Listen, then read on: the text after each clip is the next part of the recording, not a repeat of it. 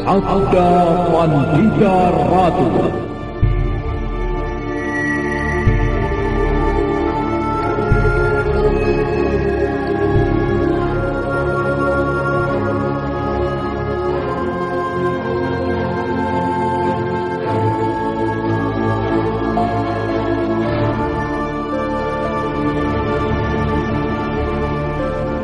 Samudra terlambat mengartikan kata-kata Badrawati.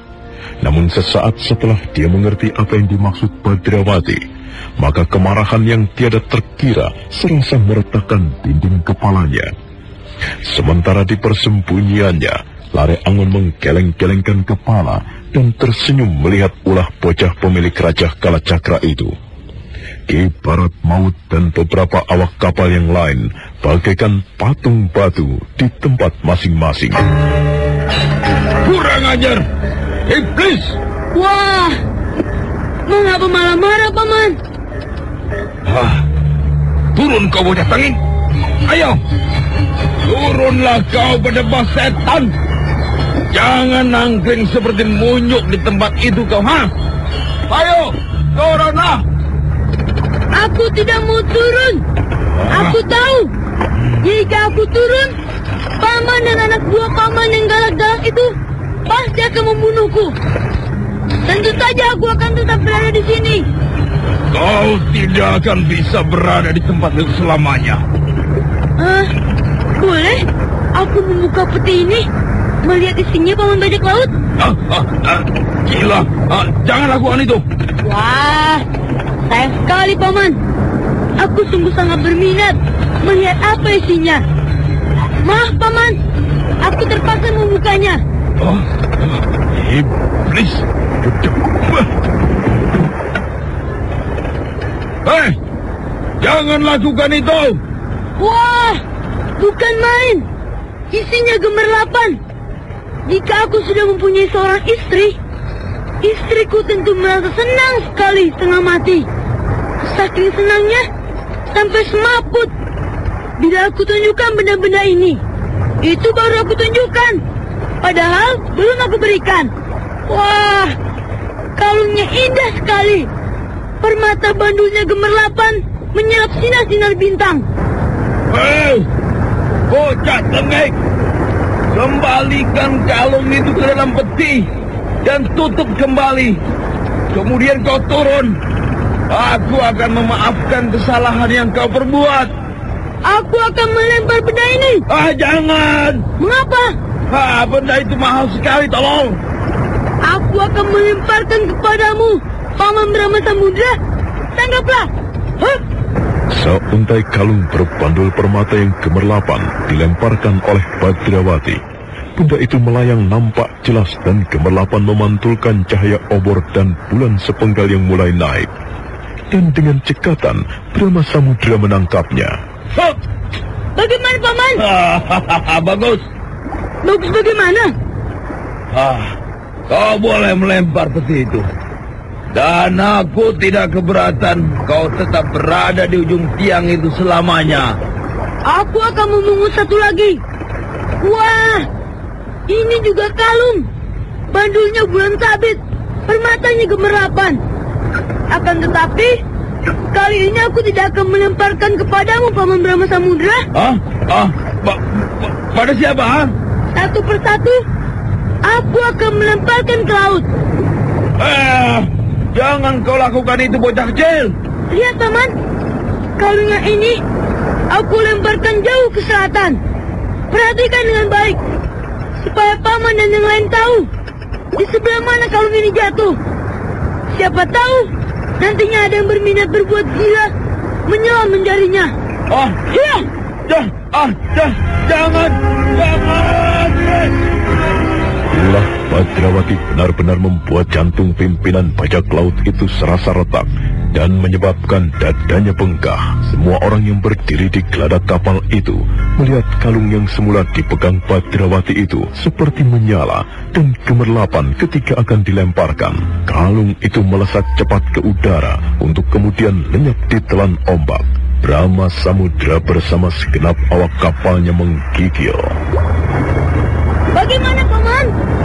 Bukankah permainan ini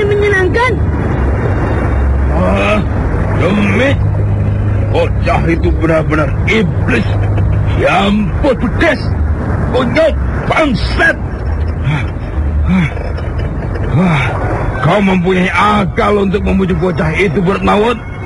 Kalau ia membuangi semua perhiasan di dalam peti itu, maka habislah jerih payahku selama 5 tahun terakhir ini. Kakang Brahma Samudra belum menanyainya. Menanyai bagaimana?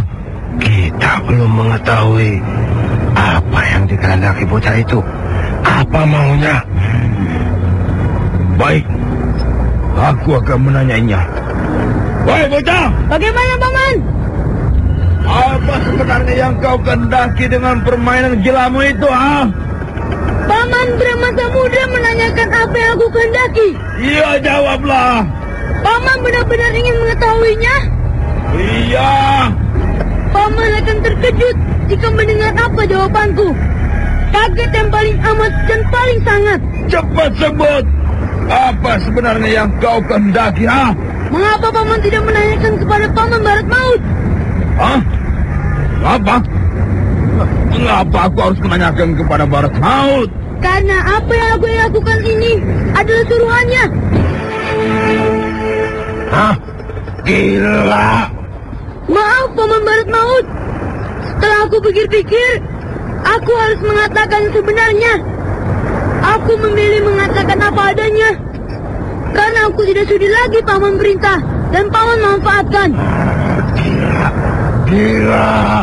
Keparat! Berdebar! Kau memfitnah aku, bocah tengik. Wah! Mengapa Paman justru mengatakan aku memfitnah? Bukankah aku justru mengatakan yang sebenarnya? Gila kau kunyuk tolol. Jangan salahkan aku, Paman Barat Maut. Aku sudah tidak ingin mengabdi lagi padamu. Gila, setan malas, kunyuk, gila. Benarkah apa yang dikatakan bocah itu, Barat Maut? Kakang, dia memfitnahku, Kakang. Dia memfitnahku. Maaf, Paman. Aku tidak memfitnah. Aku mengatakan dengan sesungguhnya. Aku akan menceritakan kepada Paman Brahma Samudra apa sebenarnya yang dikehendaki oleh si Barat Maut itu. Katakan. Paman Barat Maut menyuruhku mengambil harta yang berada di dalam peti ini.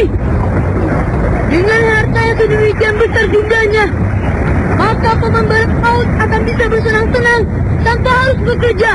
Bohong, Kakang. Itulah tujuan yang sebenarnya. Kemudian perintah yang kedua, Paman Barat Maut memerintahkan kepadaku membakar kapal ini. Paman Barat Maut sudah lama menginginkan menjadi penguasa lautan tanpa saingan. Sebenarnya, dengan alat pengait yang berada di tangan itu, Paman Barat Maut ingin sekali menjangkau kepala Paman Brahma Samudra. Fitnah.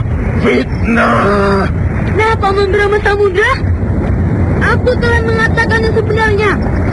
Sekarang, terimalah peti ini. Aku kembalikan padamu.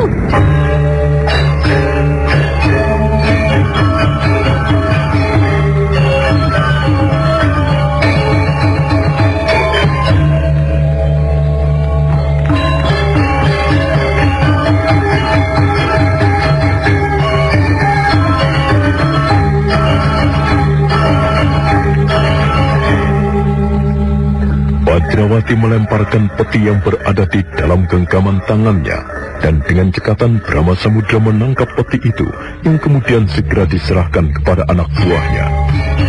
Pandangan Brahma Samudra bagaikan singa yang marah karena kehilangan gogornya anaknya. Barat Maut mundur selangkah.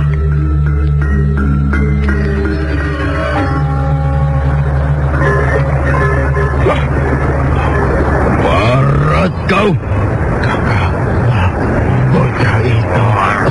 bocah itu memfitnahku, Kakak. Aku tidak pernah mengira di dalam hatimu tersimpan sebuah niat buruk dan culas kepadaku.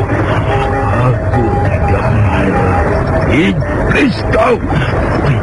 Itu fitnah, Kakang. Bocah itu Fitnah apa? aku, Kang. Kau masih akan mengatakan bocah itu memfitnah? Kau akan mengatakan dia memfitnah? Oh, Kakang. Kau akan malang melintang di lautan menjadi bajak laut tanpa tanding? Malang melintang tanpa saingan? Tidak. Kau menginginkan hal itu? Kalau kau benar menginginkan itu, langkahi dulu mayat Rama Samudra. Kakang. Tunggu. Apa? Bocah itu telah memfitnahku, Kakang. Barat.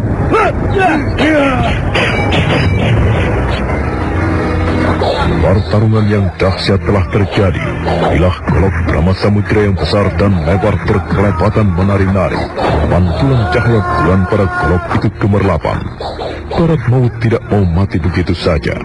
Sebuah tangannya yang masih utuh segera mencabut golok. Sedang tangannya yang cacat, yang telah dipasangi pengait, ikut mencari celah serangan. Para awak kapal bajak laut itu mengepung pertarungan yang terjadi dengan rapatnya.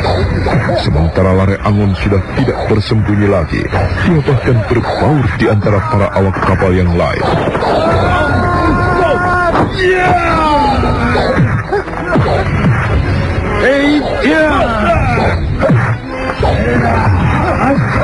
Akal yang digunakan Badrawati benar-benar keterlaluan. Badrawati telah menebarkan fitnah di antara keduanya. Hingga sekarang mereka bertarung mati-matian. Keduanya sama-sama mempunyai ilmu yang tinggi, sama-sama ganas. Namun perimbangan akan berubah jika anak buah Brahma Samudra itu ikut menerjunkan diri. Namun nampaknya mereka semuanya menghormati sebuah perang tanding yang tidak boleh diganggu. Kedua-duanya sangat menguasai ilmu golok, sama-sama ganas dan tingginas. Akan tetapi, ilmu yang dikuasai oleh Brahma Samudra masih lebih tinggi daripada Barat Maut.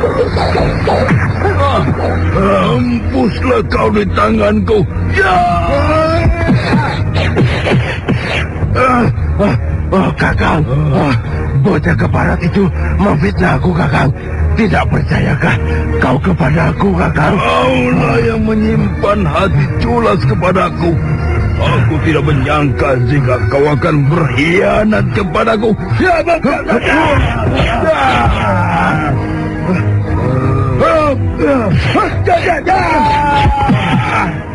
Gila! Kau gunakan senjata rahasia.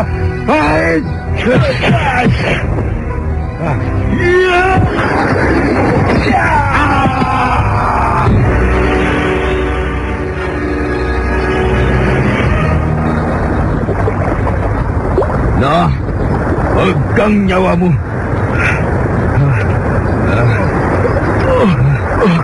Kakang, aku bocah itu, Kang. Ya, fitnah. Kau boleh malang melintang menjadi bajak laut tanpa tandingan Barat Maut. Akan tetapi di sana, di alam kematianmu, kau tega kepadaku, Kakang. mampuslah kau. Jangan kondeli nyawamu.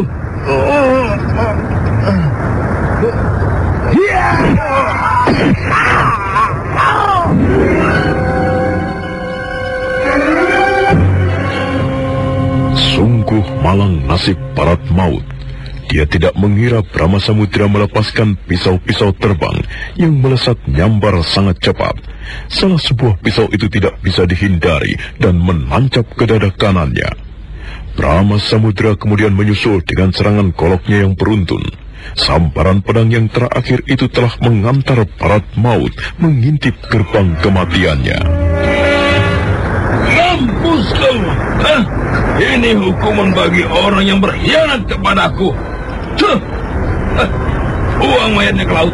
Cepat! Ayo teman-teman, buang mayatnya ke laut. Angkat rame-rame. Ayo kita lamparkan, biar jadi malam juga. Betapa malangnya sedikit barat mau. Ia benar-benar mati penasaran. Ulah Badrawati benar-benar keterlaluan. Nanti aku harus urus mereka. Mereka menyeret mayat itu ke tepian ke ladang dan bersiap-siap untuk membuangnya. 1, 2, 3, ya!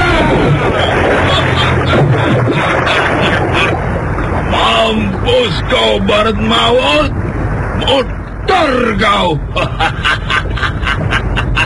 Jadilah kau santapan binatang-binatang yang berderajat rendah di dalam air itu. Benar-benar sebuah tontonan yang menarik. Hai bocah kecil, kau tidak mau turun? Tidak, Paman. Aku akan tetap berada di sini. Mengapa kau tidak mau turun, ha? Aku ingin melihat perkembangan yang terjadi dari sini. Perkembangan apa?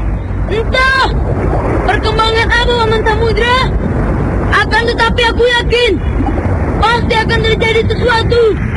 Dan aku menunggu sesuatu yang akan terjadi itu dengan perasaan berdebar-debar. Katakan bocah tengik, perkembangan apa yang kau maksud itu, ah? Mungkin kau perlu memeriksa peti hartamu itu, Paman Brahma Samudra. Hah? Aku melihat sesuatu yang aneh saat membukanya. Sesuatu yang sangat aneh. Aku bahkan sempat terkejut. Kenapa dengan petiku? Tadi aku seperti melihat seekor ular hijau di dalam peti itu. Atau mungkin burung hantu mendekam. Atau siapa tahu buaya. Atau hantu. Atau entahlah. Periksa saja, Paman. Mungkin benar-benar buaya. Buaya? Kau sebut ada buaya di dalam petiku? Iya, siapa tahu. Bukalah, Paman, supaya kau bisa melihat buaya yang aku maksud tadi. Hei, bawa peti itu kemari. Ini, Tuan. Buka. Hah? Kosong?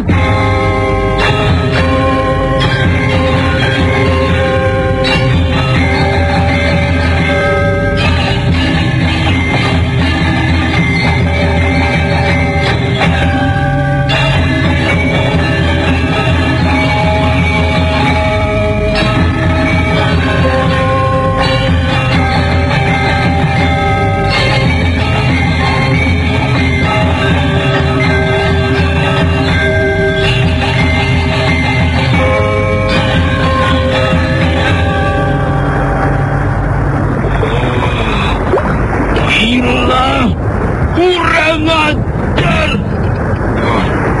Udah balak. Jamput. Kosong. Mana isinya? Apa yang terjadi? Apa yang kau lakukan, bocah tengik? Kau sembunyikan di mana hartaku? Tadi aku sudah menyebut di dalam peti itu terdapat ular atau buaya, Paman. Mungkin binatang gaib itu yang telah menelannya dan kemudian pergi menghilang. Turun kau bocah ke barat. Paksa bocah itu turun. Bunuh dia. Jangan ada yang naik. Kalau ada yang berani naik, maka aku benar-benar akan membuang buntalan ini. Nah.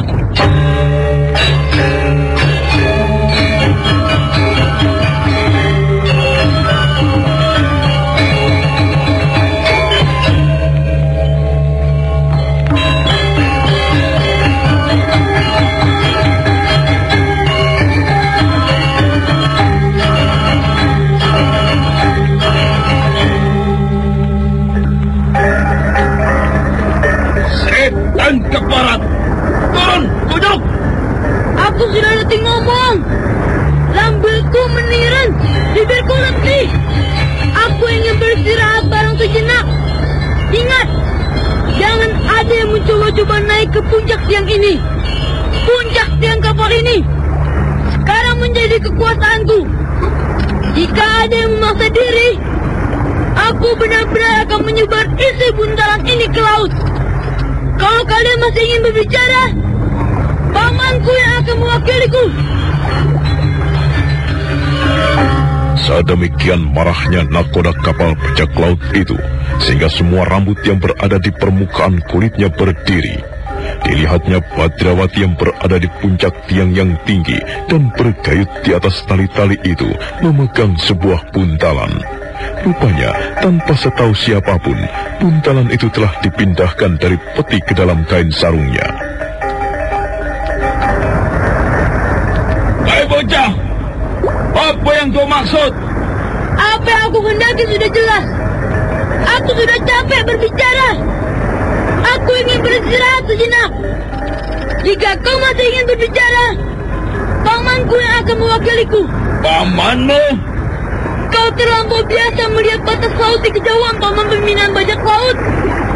Kau selalu memandang dan berharap barangkali di garis cakrawala akan nampak sebuah kapal dagang yang akan kau sergap dan dirampok segenap isinya. Sampai-sampai kau lupa ada tamu tak diundang di dalam kandangmu sendiri. Perhatikan baik-baik para awak kapal anak buahmu. Kau akan menemukan orang yang belum kau kenal. Sil, Badrawati membuat pekerjaan untukku. Kau siapa? Siapa kau, ha? Namaku Lare Angon di sana. Gila. Bagaimana kau bisa berada di dalam geladak kapalku? Karena aku merasa berkepentingan denganmu. Apa kepentinganmu denganku, ha? Aku ingin kau membebaskan semua orang, lelaki dan para gadis yang akan kau jadikan budak itu. Keparat! Anak-anak, kepung orang ini!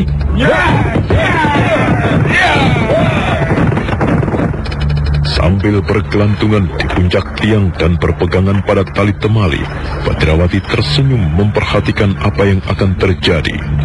Beberapa orang anak buah kapal berloncatan mengepung Lare Angon. Namun Lare Angon bersikap tenang. Matanya lurus dan tegas memandang ke arah Brahma Samudra.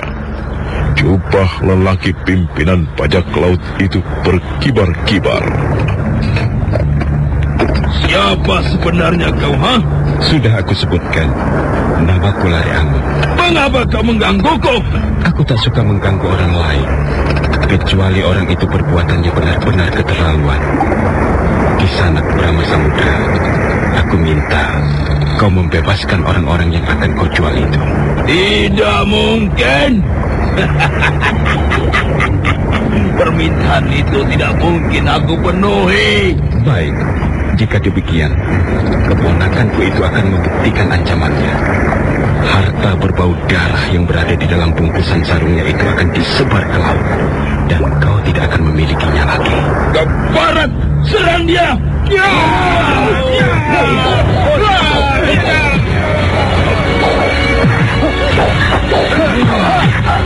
Cepat berdepan! Baru kali ini aku mengalami hal yang seperti ini. Orang-orang tadi kenal berhasil menggangguku dan mengacau kapalku. Bocah yang di atas itu telah membuatku pusing. Iblis! Jika mereka berhasil ditangkap, akan bentak-bentak jantungnya. Pertarungan yang dahsyat itu terus berlangsung. Lare Angon harus berjumpalitan dan ada kalanya berguling-guling menghindari serangan demi serangan yang mengalir susul menyusul. Meski dikeroyok oleh sekitar 15 anak buah bajak laut, tetapi Lare Angon mampu melayani mereka dengan sebaik-baiknya. Sementara itu, apa yang terjadi itu menarik perhatian anak buah Barat Maut di dua kapal yang lain. Apa yang terjadi di sana itu? Entah, kelihatannya sebuah perkelahian. Apakah Ki Barat Maut yang berkelahi? Aku tidak tahu. Kalau sampai terjadi perkelahian, pasti karena kesalahpahaman. Harus ada orang yang ke sana untuk melihat apa yang terjadi. Cepat, dua orang mendekati kapal itu. Lihat apa yang terjadi. Iya.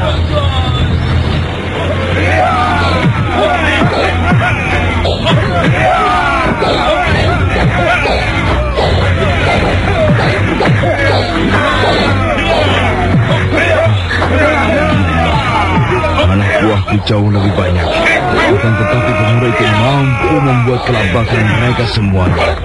Dia mampu berkelit dengan kesal dan menggeliat sambil menyerang.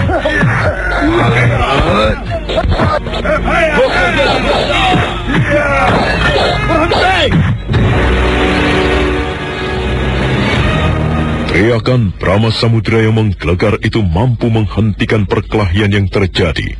Anak buahnya segera berloncatan mundur. Di antara mereka ternyata telah ada yang terluka dengan darah membasahi tubuh. Are Angon menatap mata Brahma Samudra dengan tajam.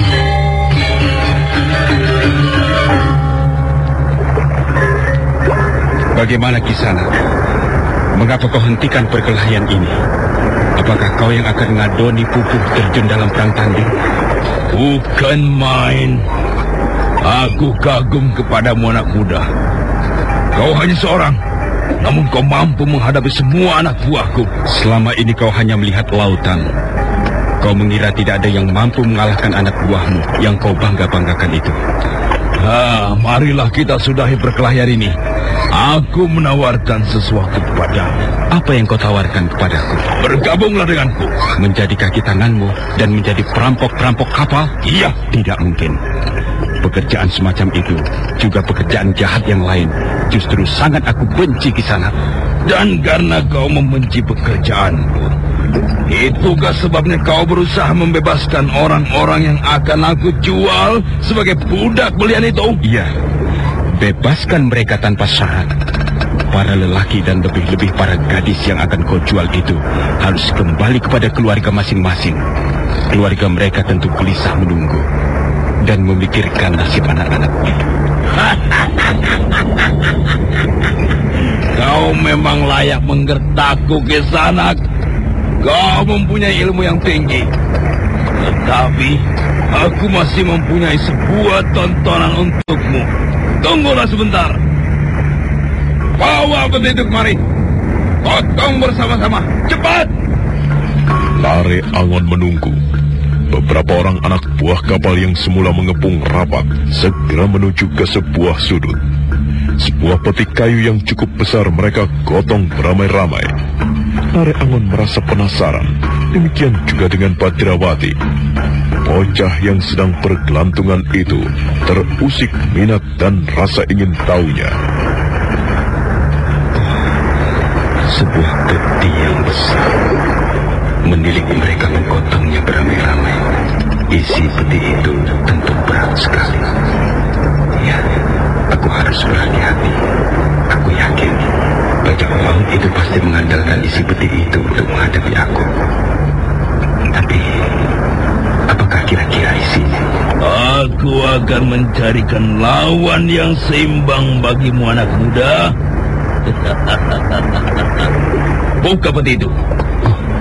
Aneh. Mereka membuka peti dengan permukaan wajah menyiratkan rasa takut. Mengapa?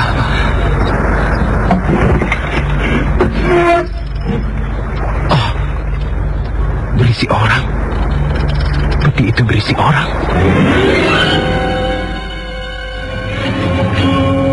Lare Angon terkejut melihat isi peti yang telah terbuka itu. Demikian juga dengan Badrawati yang masih bergelayutan di puncak tiang utama.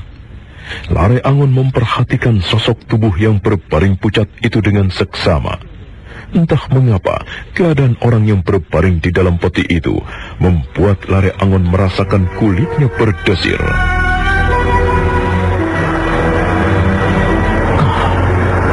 Permainan apa ini?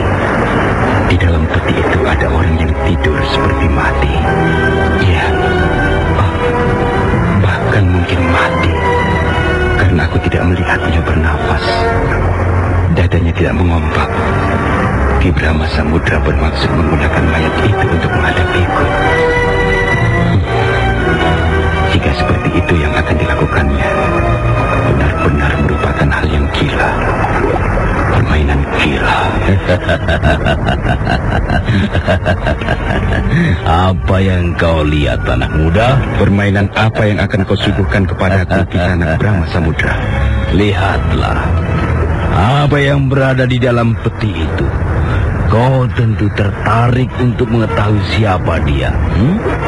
Ingin pula mengetahuinya bagaimana dengan riwayatnya, bukan? Dengan senang hati aku akan mendengarkan jika kau bermaksud menceritakannya, Ki Brahma Samudra. Baik-baik. Aku penuhi keinginanmu, anak muda. Dan sebenarnya lah, baru kali ini aku melakukan hal ini. Baru kali ini aku bercerita tentang orang yang berada di dalam peti itu kepada orang-orang yang akan menjadi korbannya. Orang yang menjadi korbannya? Iya. Kau menganggap aku akan menjadi korban dari orang yang berada di dalam peti itu? Iya. Kau dan keponakanmu yang sangat kurang ajar itu akan menjadi korban keganasannya. Baik. Aku tidak keberatan. Silahkan bercerita kisah anak Brahma Samudra. Pada suatu hari, sekitar 15 tahun yang lalu, aku tengah berlayar di lautan lepas. Di sebelah timur sebuah pulau yang bernama Penida, aku memerintahkan kepada jurumudi kapalku untuk mengarahkan perjalanan lurus ke selatan. Aku mengira jika aku berlayar ke selatan, maka aku akan banyak mendapatkan korban. Tentu banyak kapal dagang yang lewat di sana. Aku ingin tahu, jika aku berlayar terus ke selatan, aku akan sampai di mana, serta aku akan menemukan apa. Jiwa petualanganku saat itu sungguh meledak, meletup-letup. Debur ombak dan badai serta prahara memang benar-benar sebuah petualangan yang menggairahkan.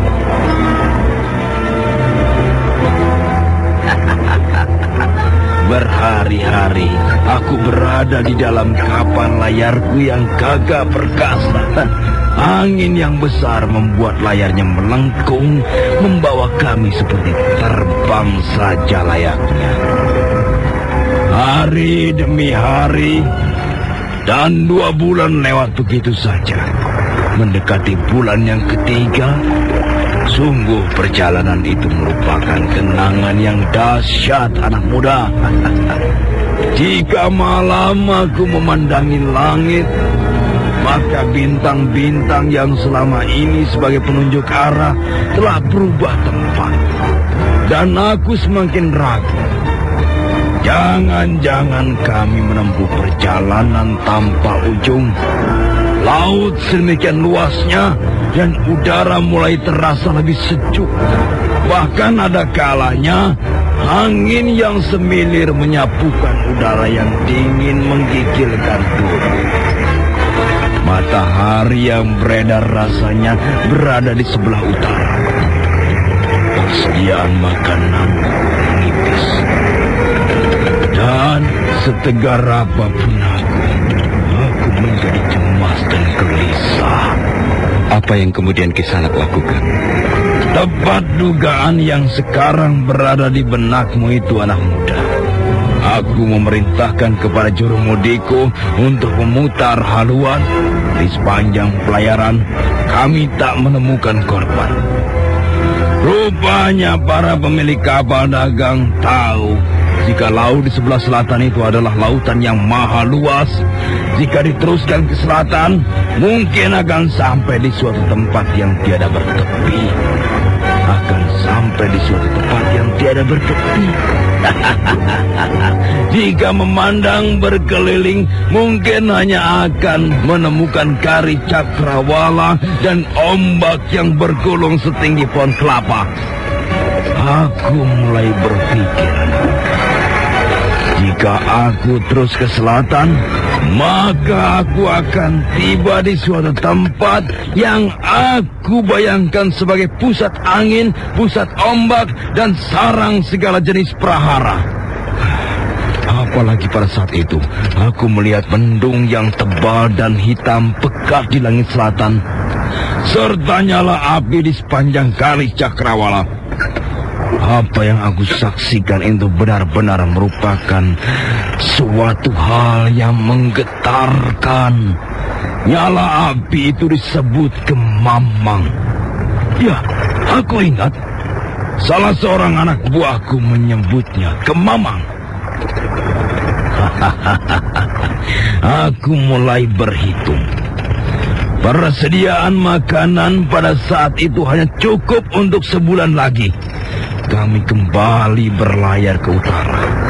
Namun rupanya mendung tebal yang berada di garis langit selatan itu menganggap kami sebagai buruan. Pengalaman itu sungguh menggetarkan. Badai dari segala macam prahara menerjang kami. Kami diterjang badai. Tentu merupakan suatu hal yang biasa saja bagi Kisana. Bukankah badai dan prahara di tengah laut merupakan suatu hal yang biasa? Kali itu tidak. Bagaimana? Badai yang kami hadapi saat itu merupakan badai yang paling besar dan ganas dari badai prahara yang pernah aku hadapi. Ombak bergulung-gulung membuat lebah dan bukit tingginya jauh lebih tinggi dari pohon kelapa. Jika kapal kami berada di lembah, maka di depan sana ombak telah membentuk gundukan bukit yang siap menghantam kami. Jika kami berada di bukitnya, maka kami harus siap meluncur ke arah lembah yang ternyata tidak berdaya menghadapi keganasan alam. Syukurlah jika Kisana masih bisa menyadari bahwa di atas segala sesuatu di dunia ini ada yang lebih besar lagi. Kapal kami terombang-ambing dan kemudian sebuah sapuan raksasa yang sangat dahsyat menghantam kapal kami dari arah samping.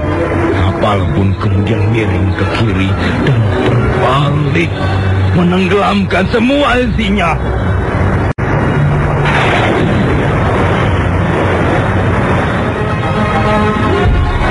Badrawati yang ikut menyimak kisah itu menoleh ke arah selatan, memandang laut lepas tanpa tepi, membayangkan prahara yang terjadi.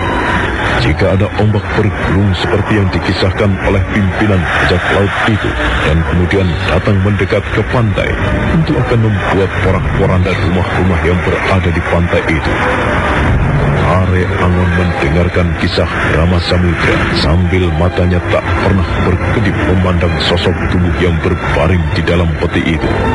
Are Angon belum menemukan hubungan antara cerita itu dengan peti yang sekarang berada di depannya.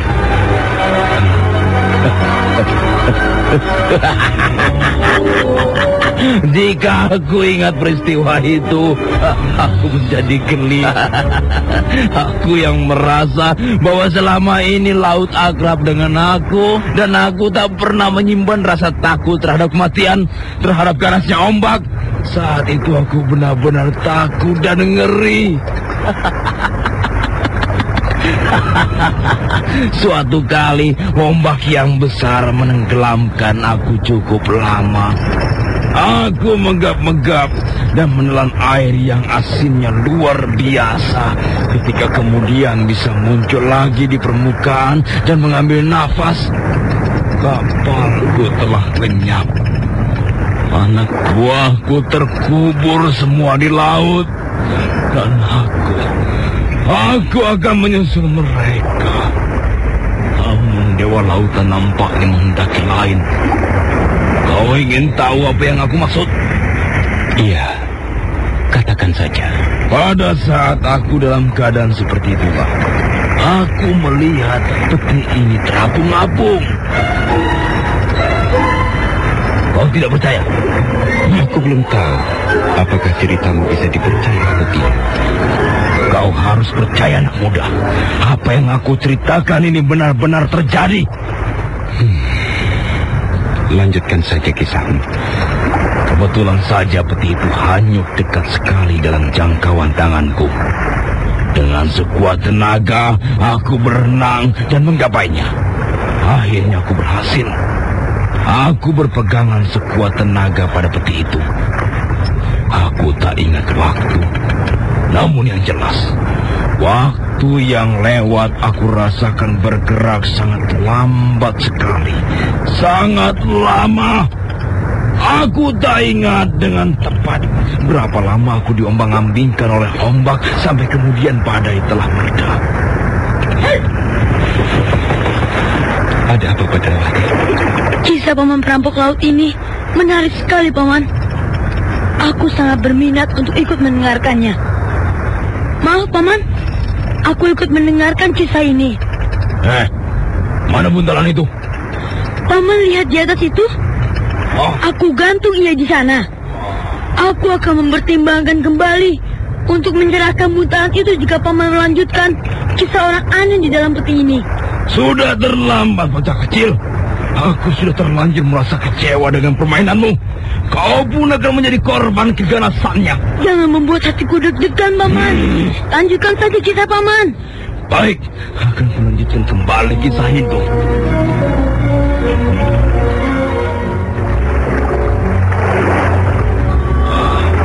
Setelah badai bergulung, laut entah mengapa menjadi tenang sekali. Permukaannya lembut sekali, seolah hamparan babut yang dikelar luas. Peti itu terapung-apung membawaku yang terus berpegang dengan sekuat tenaga. Bahkan kemudian aku berusaha untuk bisa tengkurap di atasnya. Ya, usahaku itu berhasil. Semula, aku tak sempat berpikir dan membayangkan apa isi peti itu. Namun nafsu serakahku kemudian membawaku ke sana. Aku mulai menebak-nebak. Apa kira-kira isi peti aneh yang aku tumpangi itu? Apakah mungkin harta karun? Apakah mungkin harta karun yang tiada ternilai jumlahnya? Tidakkah Kisanak sempat berpikir jika berisi harta karun, tentu peti itu akan tenggelam? Aku tak sempat memikirkan hal itu. Tidak berusaha untuk membukanya? Ya tentu, aku pun berusaha membukanya. Dasar orang serakah. Di tengah laut yang sepi tak bertepi, masih juga terpikir hal itu. Berhasil kau usaha Paman itu? Tidak. Karena gembok yang menutup peti itu ternyata sangat kuat sekali. Lalu? Lagi-lagi Dewa Samudra ternyata merasa iba kepadaku. Mungkin aku dinilai belum waktunya mati. Ketika aku tertidur tengkurap di atas peti itu, karena sedemikian lelahnya, aku terbangun oleh suara hiruk pikuk. Suara apa? Ternyata aku ditemukan oleh sebuah kapal layar yang besar sekali. Jauh lebih besar dari kapal layar milikku. Aku ditolong beramai-ramai. Peti tempatku terapung-apung itu pun juga diangkat beramai-ramai. Orang yang menolongku itu tidak diketahui siapa namanya. Bahkan para anak buahnya juga tak seorang pun yang mengetahui siapa sebenarnya dia. Mereka hanya menyebut Dewa Laut. Nama itu sangat sesuai. Ia layak menyebut diri dengan sebutan Dewa Laut.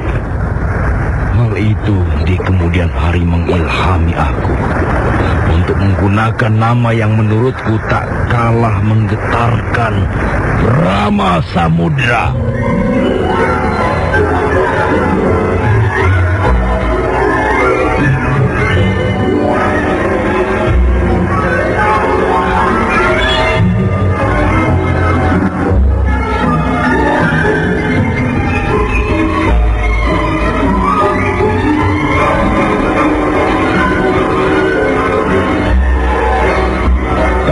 Mata Brahma Samudra menerawang, bagai mencoba memasuki kembali sebuah peristiwa yang menjadi lipatan masa silam.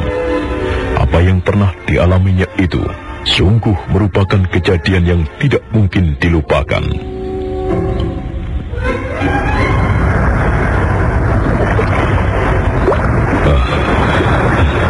Terima kasih, kau telah menolongku. Apa yang telah terjadi kepadamu? Kapalku dihantam badai. Kapalku terbalik. Kau seorang pada kapal? Iya. Kapal apa? Kapal bajak laut atau kapal dagang? Kapal dagang. Aku tersesat di lautan luas. Setelah berhari-hari lamanya, aku tak mengenali arah. Rasanya tempat yang aku lewati saat itu sedemikian aneh dan tak masuk akal. Bintang-bintang yang aku perhatikan di langit seperti mengacau tidak karuan. Kedudukan bintang yang semula aku hafal telah bergeser tidak karuan. Apa isi peti itu? Aku tidak tahu. Itu bukan barang milikmu? Bukan. Aku menemukan terapung-apung. Aku kemudian berusaha meraihnya. Peti itu sangat berharga bagiku. Tanpa benda itu, aku mungkin sudah mati, menjadi santapan ikan ganas. Tidak inginkah kau mengetahui apa isi peti itu? Apakah kau bermaksud memilikinya? Tidak. Aku bukan orang yang serakah. Peti itu menjadi milikmu, apapun isinya. Benar demikian? Iya. Baiklah. Aku tidak keberatan peti itu dibuka. Anak-anak, congkel gembok pengikatnya. Buka.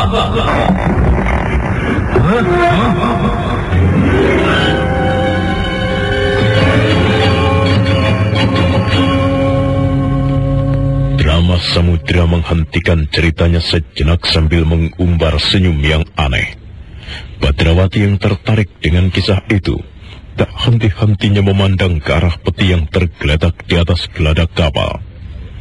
Badrawati dan Lare Angon saling berpandangan, sementara para awak kapal yang berada di kejauhan tak kurang gelisahnya pula.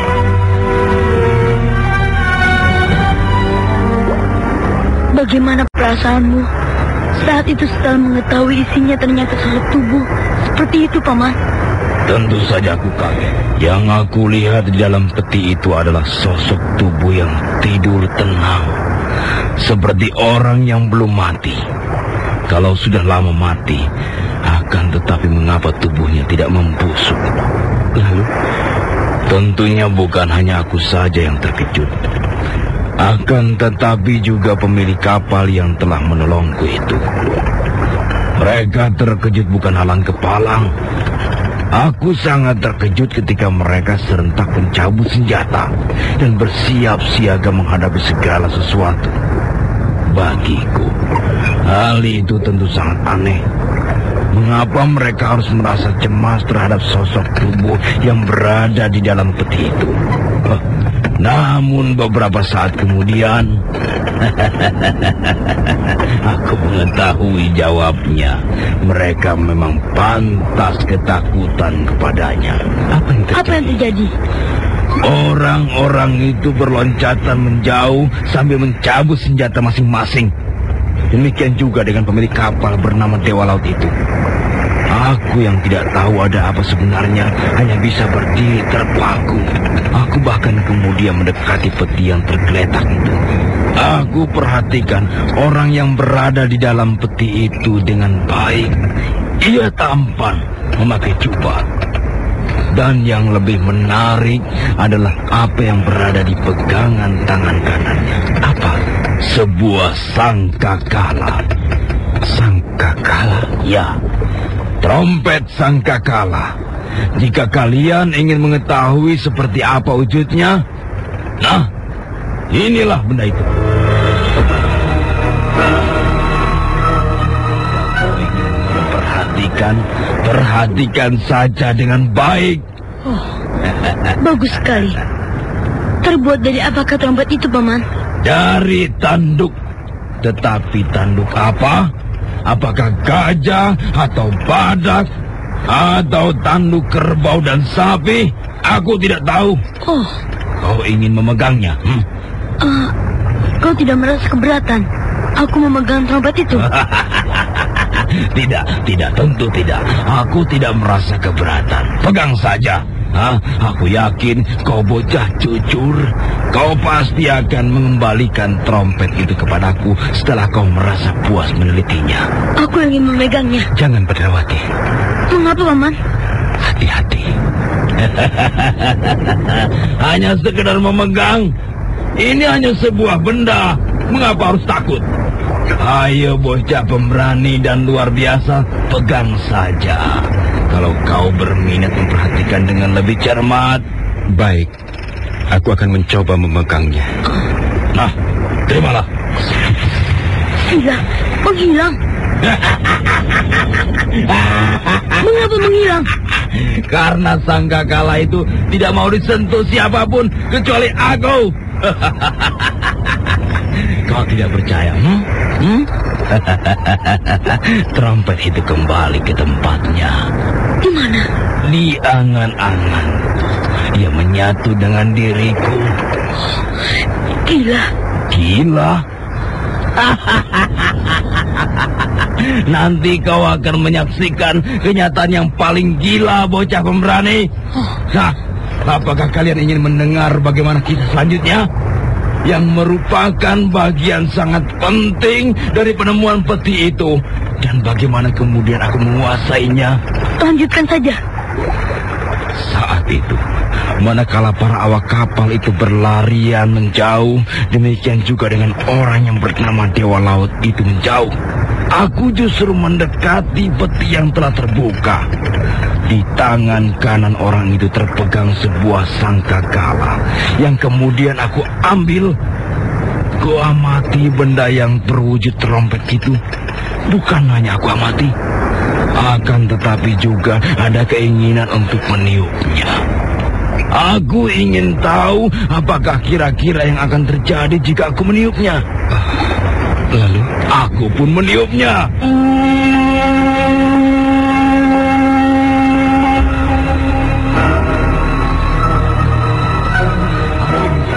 Ada apa sebenarnya dengan trompet ini?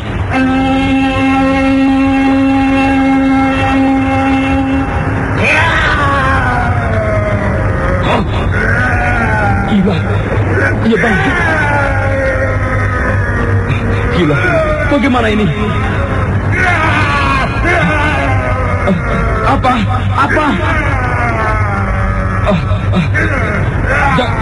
Jangan aku.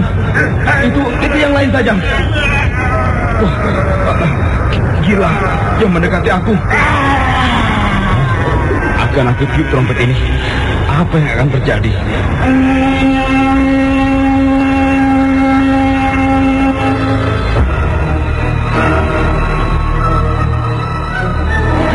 Brahma Samudra meniup kembali sangkakala yang dipegangnya, sambil tangan kirinya menunjuk kepada para anak buah kapal yang ketakutan. Mayat hidup itu seperti mengerti apa yang dikehendaki oleh Brahma Samudra. Dia berbalik mendekati para awak kapal yang gemetar ketakutan.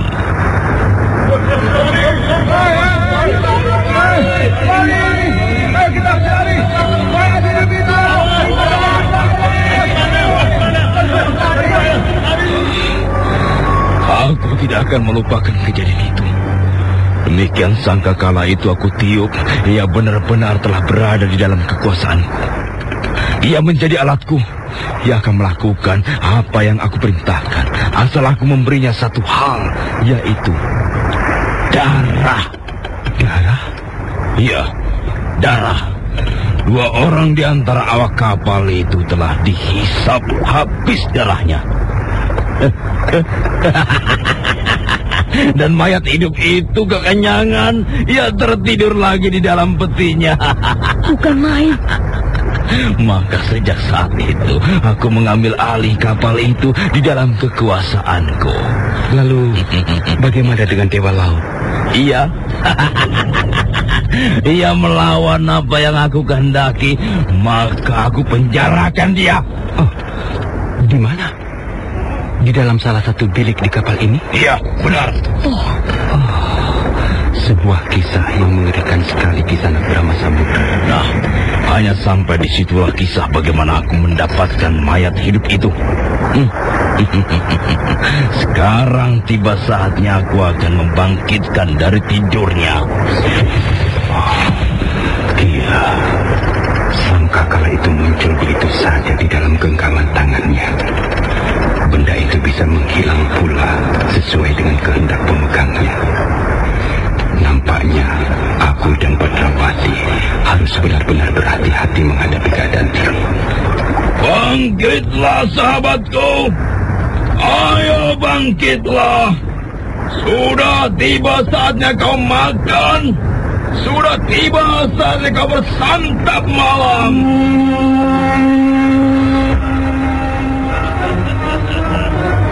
Itu kedua orang itulah calon korbanmu. Badrawati. Bagaimana, Paman? Hati-hati. Gunakan cambukmu. Iya. Hei! Gila. Bagaimana, Paman? Kau masih anak-anak. Kau baru bisa membuang ingus. Akan tetapi getaran cambukmu luar biasa. Gendang telingaku serasa jebol. Aku ingin melihat. Hah? Apa yang bisa dilakukan mayat hidup andalanmu itu menghadapi cambuk penghancur jagat ini? Penghancur jagat? Sangar sekali nama itu. Iya, nama cabuk lebih sangar dari namamu. Iya. Iya tidak apa-apa. Iya.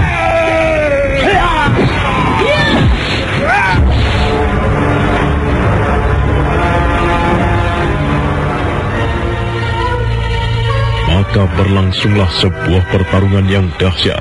Badrawati dan Lare Angon berkelepatan menghadapi mayat hidup yang hanya bisa menggeram dan mengaum itu. Badrawati melenting-lenting bagaikan burung sikatan yang gesit bukan kepalang. Demikian juga dengan Lare Angon, berputar-putar dan sesekali meluncurkan serangan dahsyat. Tetapi makhluk yang doyan darah itu benar-benar tangguh, tangannya siap menyambar. Andai kata mendapatkan sasaran, tentu akan mengerikan sekali jadinya. Sementara itu, awak kapal Barat Maut yang mendapat tugas melihat apa yang terjadi telah kembali ke kapalnya.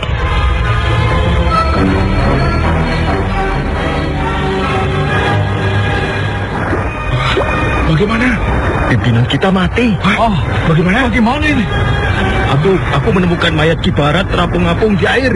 Jelas mereka telah membunuhnya. Gila, apa yang terjadi di sana itu? Aku tidak tahu. Siapa yang berkelahi? Seseorang dikeroyok oleh semua anak buah Ki Brahma Samudra. Wah, lalu bagaimana ini? Bagaimana sebaiknya? Pimpinan kita dibunuh. Kita tidak bisa menerima hal itu. Kita dekati mereka. Ayo. Kita menuntut balas. Betul. Tenang, teman-teman, tenang. Kita harus memperhitungkan masak-masak sebelum bertindak.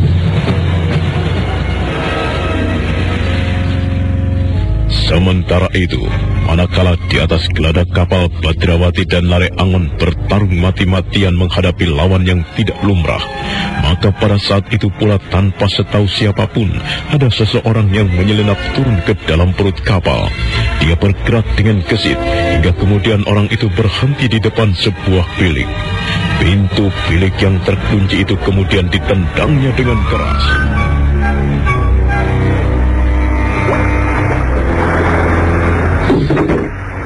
Kisanak, kaukah yang bernama Dewa Laut?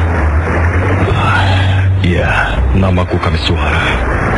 Aku bermaksud menolongmu. Aku akan membebaskanmu dari belenggu rantai ini.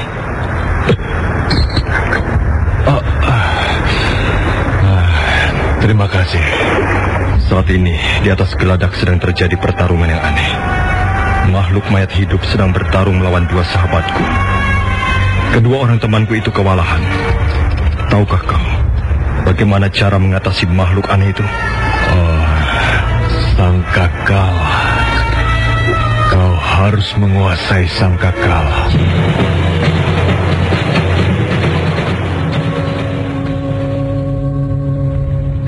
Orang yang tidak lain adalah Kameswara itu segera membantu Dewa Laut yang terkulai itu agar bisa duduk.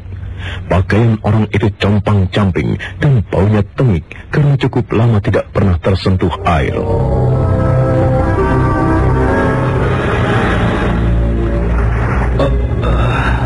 Bagaimana cara merebut sangkakala itu dari tangan Brahma Samudra? Aku lihat yang menyimpannya dengan cara yang aneh. Benda itu bisa muncul dan menghilang dengan kendali pikirannya. Aku bisa. Akan tetapi badanku lemah sekali. Baiklah, aku akan mencoba membantumu. Duduklah.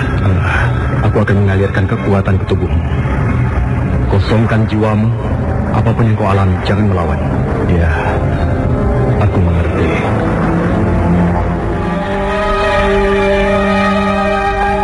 Orang yang menyusup ke dalam kapal itu adalah Kameswara yang nampaknya telah kembali di pantai Parangtaritis dengan kemampuan ilmunya yang sangat tinggi. Kameswara memanfaatkan kekuatan gaib yang didapatnya dari gua di balik air terjun Kambang Ayun.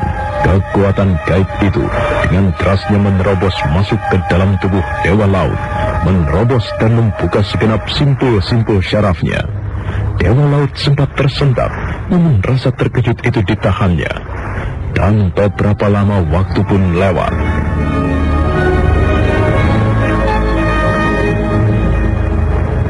Bagaimana Kisanak? Tubuhku menjadi enak sekali. Apa yang telah kau lakukan kepadaku? Rasanya aku tidak perlu menerangkannya. Tubuhku menjadi hangat. Aku tidak merasa lemas lagi. Anak muda, siapakah namamu? Tadi aku sudah menyebut. Namaku Kameswara. Dengar itu. Di luar sedang terjadi pertarungan angin. Iya. Inilah saatnya. Aku harus membalas perbuatan si keparat itu.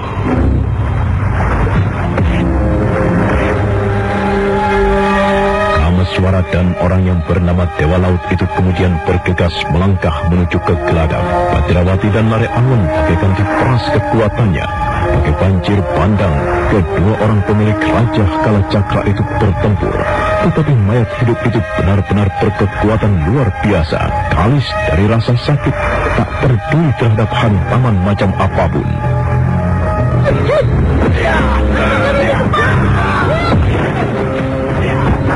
Lihat sekali tubuhnya, Paman. Macam apapun yang aku lakukan, ternyata tidak membuatnya bergetar. Orang yang menguasai ilmu kebal, bahkan lebih lihat dari ilmu kebal yang pernah dipamerkan di Sadu dan Sambo. Sementara tangannya bukan main. Gabungkan puncak kekuatan yang kita miliki, Badrawati. Mohon, Paman.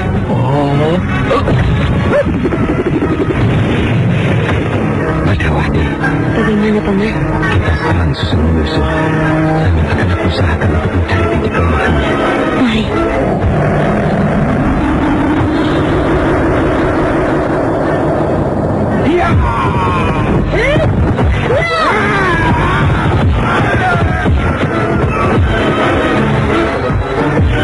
Akibat dari serangan yang dilambari oleh kekuatan puncak itu sungguh dahsyat.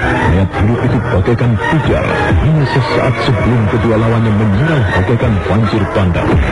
Badrawati dan Lare Angon yang melayang dengan tangan tergiur bagaikan membentur sebuah benteng yang berkekuatan luar biasa.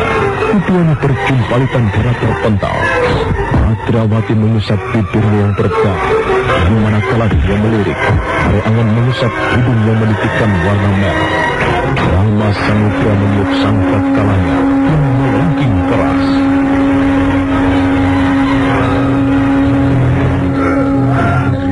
Badrawati. Hidungmu berdarah, Paman. Mulutmu berdarah. Barat. Badrawati, kita alihkan serangan. Nampak sekali makhluk demit itu sangat dipengaruhi oleh suara lengkingan sangkakala. Bagaimana kalau justru kita serang Ki Brahma Samudra? Bukankah ia yang mengendalikan orang itu? Kita serang makhluk itu beruntun. Gunakan cambukmu untuk membuat jarak dari jangkauan setan itu. Aku ingin menyerang Ki Brahma Samudra dengan mendadak.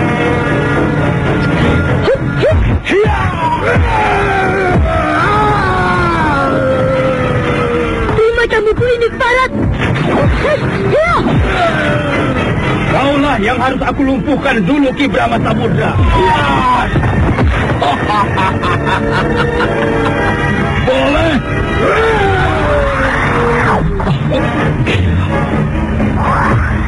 Gila.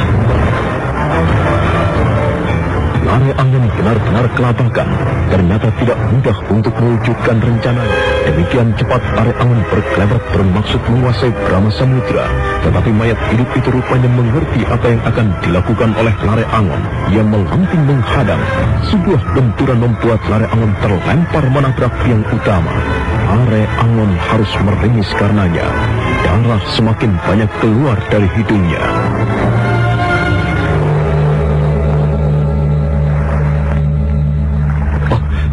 Gila. Hanya kita benar-benar berhadapan dengan lawan yang sangat tangguh, Paman Lare Angon. Iya. Bahkan untuk mendekat Ki Brahma Samudra itu, kita begitu sulit melakukannya. Makhluk itu sangat rapang peragaannya. Apakah dengan demikian kita harus mengalah Badrawati? Mengalah bagaimana, Paman? Kita menghindar. Kita tinggalkan kapal ini. Kita harus melihat kenyataan, Badrawati. Paman, lihat. Apa, Badrawati? Kabut. Ini kabut laut, Badrawati. Kita meloncat ke laut dan berenang sekuatnya ke daratan. Kita harus menghindar. Jangan, Paman. Tidak perlu. Kalian tidak perlu menghindar. Bibi? Bibi Pinaka? Iya, aku di sini. Beristirahatlah, Badrawati. Kita sekarang menjadi penonton. Kau tentu mengenali kabut itu dengan baik. Kabut? Oh, apakah paman kamu suara melakukannya? Lihat saja. Sebenarnya lah, peristiwa setengah gaib itu tidak pernah dibayangkan oleh Brahma Samudra dan segenap anak buahnya. Kabut yang amat tebal mengalir dari arah laut lepas. Sedemikian pekatnya kabut itu, hingga untuk melihat segala sesuatu, Brahma Samudra tidak mampu. Beberapa saat dia kehilangan akal dan kebingungan. Dalam pekatnya kabut itu, Brahma Samudra tiba-tiba merasa ada kekuatan raksasa yang meringkusnya. Gila! Kekuatan siapa ini? Lepaskan aku! Kekuatan siapa ini, Geparat? Lepaskan aku! Lepaskan aku! Suara mayat hidup yang menggeram itu membuat Brahma Samudra gemetar, seolah makhluk itu bermaksud mencengkramnya. Angin semilir menyatu kabut yang pekat, dan dengan cepat mengompor dengan ombak. Brahma Samudra membutuhkan waktu untuk melihat dengan lebih cermat sosok tubuh yang berada di depannya, yang baru saja meringkusnya. Wah, siapa kau? Namaku Kameswara, Kisanak Brahma Samudra. Apa yang kau lakukan, ha? Terpaksa aku harus merampas jubahmu. Menolehlah ke belakangmu. Siapa yang mengenakan jubah dan membawa sangkakala itu sekarang? Oh, gila! Aku ikut bermain-main, Brahma Samudra. Kau Dewa Laut? Ya, inilah aku. Kembalikan jubah itu kepadaku. Tidak mungkin. Jubah ini sekarang telah aku kuasai. Dengan demikian, sangkakala ini juga berada dalam kekuasaanku. Siapa yang memakai jubah, dengan sendirinya akan menguasai terompet yang telah banyak meminum darah manusia ini. Kembalikan kepadaku. Tidak mungkin. Kau tidak berhak memakai jubah itu. Menolehlah ke arah kanan, Brahma Samudra. Dengan terompet ini sekarang berada di tanganku, aku bisa memerintahkan kepada makhluk itu untuk membunuhmu. Tidak. Kau tidak boleh melakukan itu. Dosamu sudah bertumpuk, Brahma Samudra. Kau telah banyak menimbun dosa. Kau pernah aku tolong ketika terapung-apung dan nyaris mati di tengah laut. Namun apa balasanmu kepadaku? Aku tidak bisa mengampunimu. Apa yang akan kau lakukan? Kau akan menjadi korbannya. Jangan!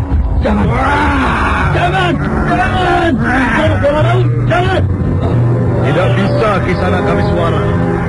Kali mayat hidup itu bangun, maka ia harus menghisap darah. Tidak mungkin aku membiarkan darah orang lain yang harus dihisapnya. Biarlah Brahma Samudra memetik buah perbuatan.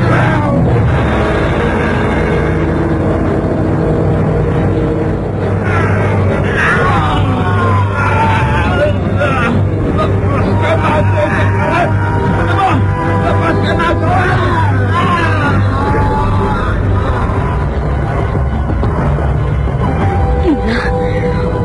Itu benar-benar gawat dan dalam sekali.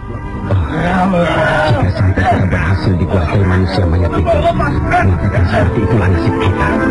Ya, Paman. Manusia mayat itu menghisapnya. Darah datuk Brahma Samudra dihisapnya. Seperti apa kira-kira rasanya, Paman Ari Awang? Matilah Brahma Samudra. Paman, orang itu masih bisa menjerit. Selanjutnya tidak lagi Badrawati.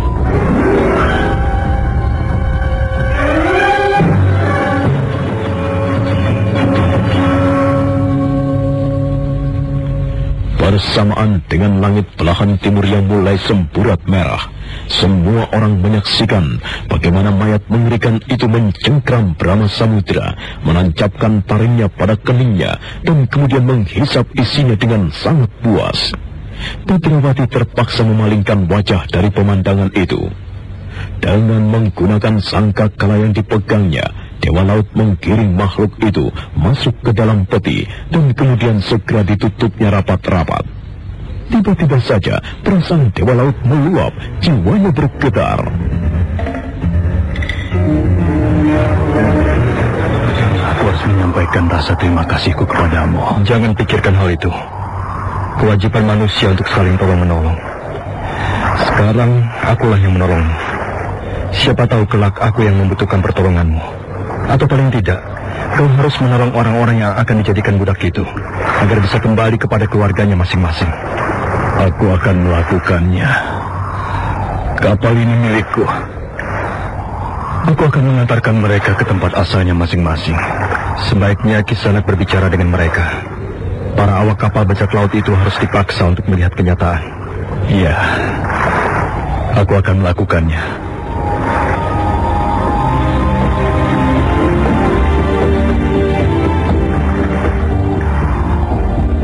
Dengan rasa yang teraduk dan tatapan yang agak aneh, Dewa Laut berjalan di geladak, memandang puncak tiang dengan degup jantung yang kian teraduk. Beberapa bekas anak buahnya dengan agak ragu mendekatinya. Beberapa awak kapal yang lain yang bukan bekas anak buahnya hanya diam di tempat dengan kebingungan. Pinaka Swastiratu mendekati Kameswara, Badrawati dan Lare Angon bergegas mendekati pula. Kameswara? Bagaimana Pinaka? Hanya sampai di sini aku menemanimu. Aku harus turun lagi. Mengapa kau harus tergesa-gesa, Pinaka? Lihat di timur, garis cakrawala mulai terbakar. Aku tidak ingin Kamanungsan. Aku sekarang telah berubah menjadi makhluk malam yang takut kepada matahari. Itu hanya perasaanmu. Aku mempunyai sesanggeman. Aku harus mengamat-amati apa yang dilakukan Pancasaprang. Bibi akan pergi. Mengapa Bibi tidak bergabung dengan kami saja? Tidak, Badrawati. Aku mempunyai tugas yang tidak bisa aku elakkan. Siapa yang memberikan tugas itu kepada Bibi? Tidak ada seorang pun. Aku sendiri yang meletakkan tugas itu di pundakku. Sayang sekali, Bibi. Aku hanya bisa mengucapkan selamat berjuang. Aku mohon pamit. Tunggu dulu, Bibi. Kenapa, Badrawati? Sampaikan salamku kepada Pancasaprang. Akan aku sampaikan kepadanya, Badrawati. Apa pesanmu? Pada suatu ketika kelak, aku ingin mencoba merasakan seperti apa dahsyatnya Condo Biru. Jangan khawatir.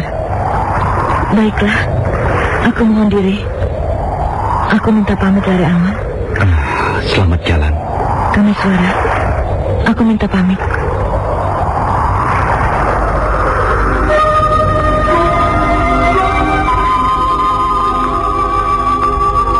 Kameswara melangkah mendekat. Tangan Pinaka dipegangnya erat-erat. Kakak kandung yang karena ketidaktahuannya pernah menjadi istrinya itu kemudian didekapnya dengan erat. Bukan Pinaka yang berlinang air matanya, namun justru Kameswara.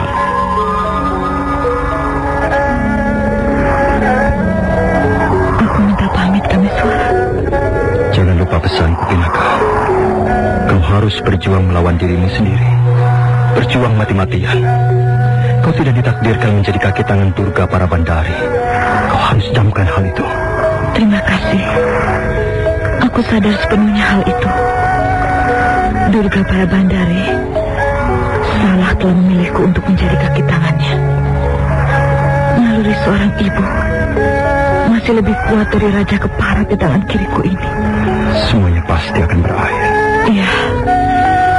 Meskipun entah akan sampai kapan hal ini berlangsung. Jangan lupa, aku juga menitipkan anakku kepadamu. Anak kita? Aku titipkan para Meswara. Jika sampai Durga para Bandari itu mampu merontokkan rambut anakku, meski hanya sampai sehelai, aku yang akan menuntutmu. Jangan khawatir. Hiya!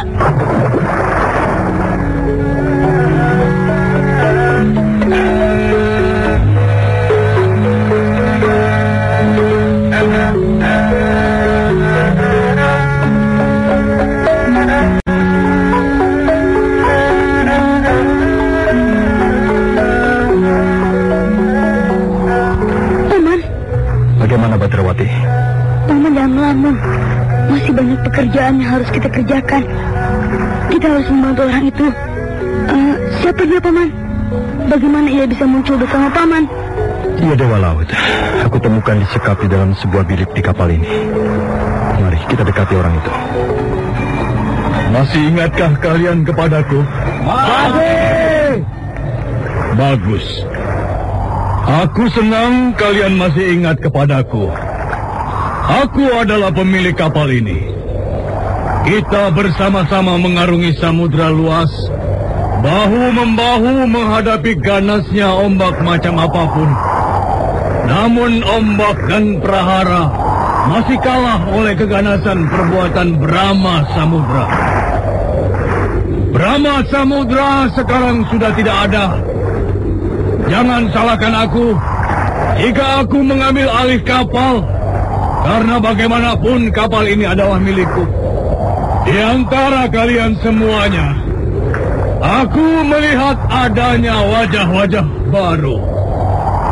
Kalian boleh meninggalkan kapal ini jika kalian tidak sependapat dengan aku. Perbuatan membajak dan merampak kapal-kapal di tengah lautan harus segera diakhiri. Perbuatan itu telah terbukti menyengsarakan orang lain. Aku ulangi sekali lagi. Siapa yang tidak bisa menerima kematian Brahma Samudra, silakan mengacungkan tangan. Aku jamin, aku tidak akan segan-segan untuk mengumpankannya menjadi sangkapan makhluk di dalam peti itu. Ayo, siapa? Jadi kalian bisa menerima aku menjadi pimpinan kalian. Aku mau bicara. Berbicaralah. Aku mewakili teman-temanku yang sesikap dengan aku. Sebenarnya selama ini kami tertekan oleh sepak terjang Brahma Samudra. Kami tidak bisa berbuat apa-apa karena orang itu menguasai makhluk itu. Sekarang kami bebas. Kami berada di belakangmu. Terima kasih. Hidup Dewa Laut! Hidup Dewa Laut! Hidup Dewa Laut! Hidup Dewa Laut! Terima kasih. Terima kasih. Aku sungguh merasa sangat terharu karena kalian masih setia dan sehati dengan aku. Tetapi bagaimana dengan yang lain? Aku melihat di antara kalian ada wajah-wajah baru yang belum aku kenal sebelumnya. Kalian tentu sangat kehilangan Brahma Samudra.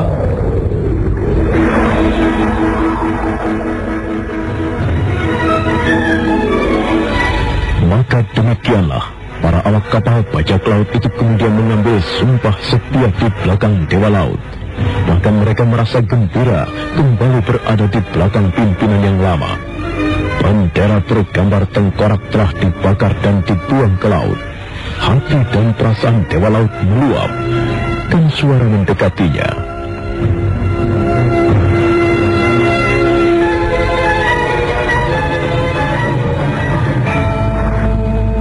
Nampaknya mereka masih mencintai dan menghormatimu, Kisana. Ya, itulah yang membuatku terharu dan sama sekali tidak menduga. Lalu apa rencananya? Aku akan mengibarkan bendera baru untuk kapal ini, sekaligus membersihkannya dari kotoran-kotoran yang melekat. Bagaimana dengan orang-orang yang akan dijadikan budak itu? Sebagaimana yang aku janjikan, aku akan mengantar mereka kembali ke asalnya masing-masing. Namun sebelumnya, aku ingin mereka dibangunkan dari tidurnya. Bukankah kau mampu melakukan? Ya, tentu. Bagaimana dengan harta itu? Harta apa? Lihat di puncak tiang itu, Paman. Aku meletakkan harta karun milik Brahma Samudra itu di sana. Harta karun? Lebih tepat disebut harta hasil rampokan yang selama ini dilakukan oleh Brahma Samudra. Aku tidak menghendaki benda berbau darah itu. Kalau begitu, apakah benda itu untukku? Kau menginginkan kekayaan, Badrawati? Menjadi orang terkaya di tanah Jawa ini? Bukan. Tidak. Maksudku, dengan harta itu, aku bisa berbuat banyak. harta itu akan aku bagi-bagikan. Kau bagi-bagikan kepada siapa? Aku akan membagikan harta itu kepada para nelayan itu, Paman. Mereka orang-orang yang hidupnya kekurangan dan selalu bertarung melawan bahaya, melawan ganasnya laut. Barangkali juga kepada mereka yang akan dijadikan budak itu, Paman. Maksudmu mulia Badrawati? Jadi Paman sependapat? Cobalah kau meminta pendapat kepada Paman Dewa Laut. Bagaimana Paman Dewa Laut? Apakah Paman tidak sependapat dengan gagasanku? Aku sependapat, anak Engger. Bukan main. Bocah itu benar-benar luar biasa. Baru kali ini aku menyaksikan bocah. Ia masih bocah, akan tetapi kemampuannya luar biasa. Siapa dia? Ia keponakanku ke sana. Bukan main. Paman, tangkap bubusan ini.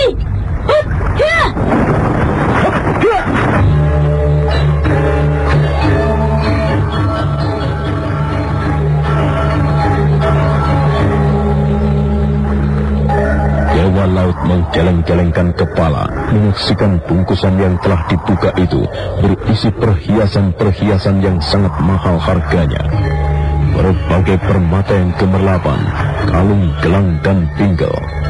Badrawati yang memilah-milah benda-benda berharga itu terkejut melihat sesuatu di antara benda-benda itu.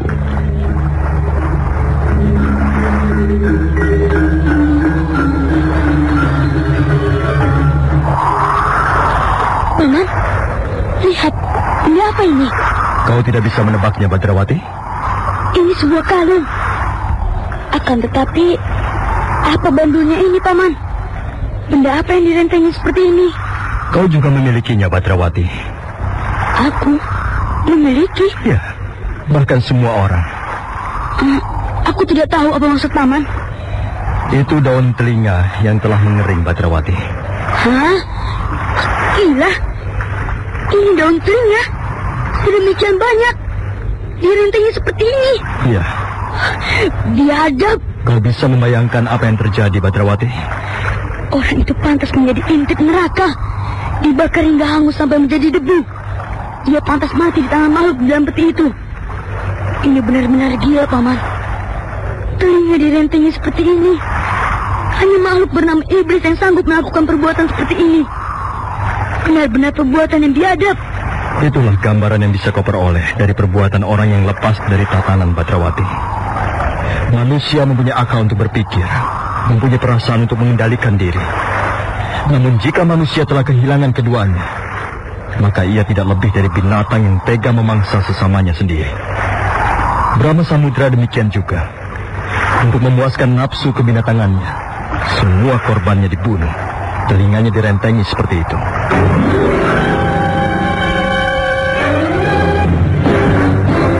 Kamaswara memungut kalung yang aneh itu. Telinga-telinga kering yang direntengi membuat semuanya serentak membayangkan kekejaman macam apa yang pernah dilakukan oleh Brahma Samudra ketika hidupnya. Nah, saudara pendengar, bagaimanakah kisah selanjutnya? Ikutilah terus serial Sandiwara Radio, Sabda Pandita Ratu.